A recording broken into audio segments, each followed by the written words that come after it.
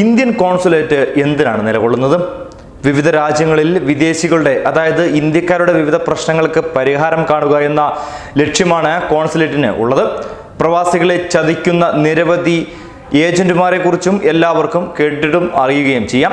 പ്രവാസി മലയാളി എന്ന ഈ ചാനലും അത്തരം വാർത്തകൾ ഒരുപാട് ചെയ്തിട്ടുണ്ട്. ഇന്ത്യൻ കോൺസുലേറ്റിനും ഏജന്റുമാരെ കുറിച്ച് നിരവധി പരാതികൾ ലഭിച്ചിട്ടുമുണ്ട്. എന്നിട്ട് ഏതെങ്കിലും ഒരു നടപടി എടുത്തതായി നിങ്ങൾക്കറിയാമോ? ദുബായ് എന്ന രാജ്യം ആയിരക്കണക്കിന് മലയാളികളുടെ അന്നദാതാവ് കൂടിയാണ്. ഇവിടെ മലയാളികൾക്ക് നേരെ നടക്കുന്ന ചതി വളരെ ദയനീയവുമാണ്. ഇവിടെയാണ് ഇന്ത്യൻ കോൺസുലേറ്റ് വെറും നോക്കുകുത്തി മാത്രമല്ല ചതിയനും ആണെന്ന് മനസ്സിലാകുന്ന ഒരു കഥ പുറത്തു വരുന്നത്. ഇന്ത്യൻ കോൺസുലേറ്റിന്റെ ആ ചതിയെക്കുറിച്ച്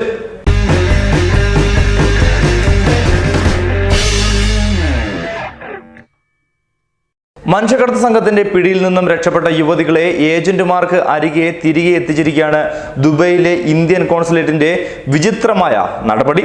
അഭയം തേടിയെത്തിയ 5 മലയാളി യുവതികളെയാണ് കോൺസുലേറ്റ് അധികൃതർ ഏജന്റുമാർക്ക് തന്നെ കൈമാറിയിരിക്കുന്നത്.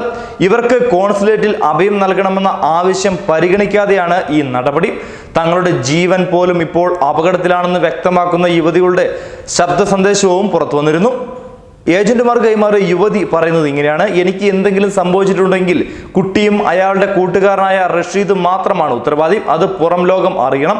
ഞാൻ നാളെ ജീവിച്ചിരിക്കുന്നില്ലെങ്കിൽ, അതായത് ജീവിച്ചിരിക്കാൻ സാധ്യത കുറവാണ് എന്നർത്ഥം. ഒരു കണക്കിന് ഈ യുവതിയുടെ സമ്മതത്തോടു കൂടിയാണ് ഇവരെ അയച്ചത്. പക്ഷേ അതൊരു കെണിയായിരുന്നു. ആ യുവതി പറയുന്നത് ഇങ്ങനെയാണ്: ഞാൻ എന്തു ചെയ്യും?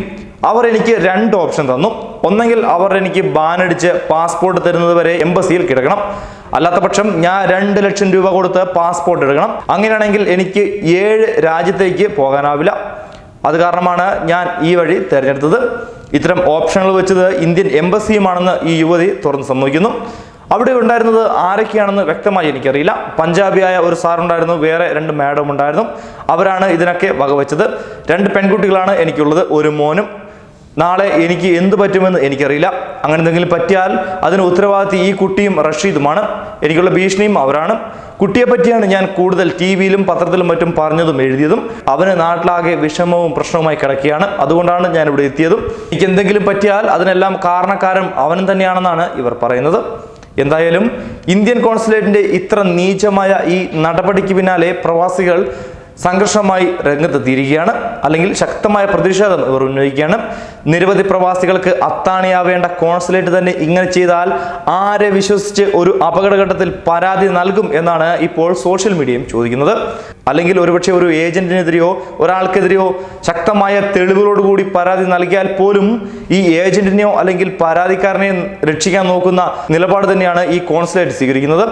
അങ്ങനെയാണെങ്കിൽ ഒരു കാര്യം ചോദിക്കട്ടെ, ഇത്തരം ഏജന്റുമാരുടെ പിൻപാണ് ഈ കോൺസുലേറ്റ് എന്ന് പറഞ്ഞാൽ തള്ളിക്കളയാനാകുമോ? ന്യൂസ് ഡെസ്ക് പ്രവാസി മലയാളി.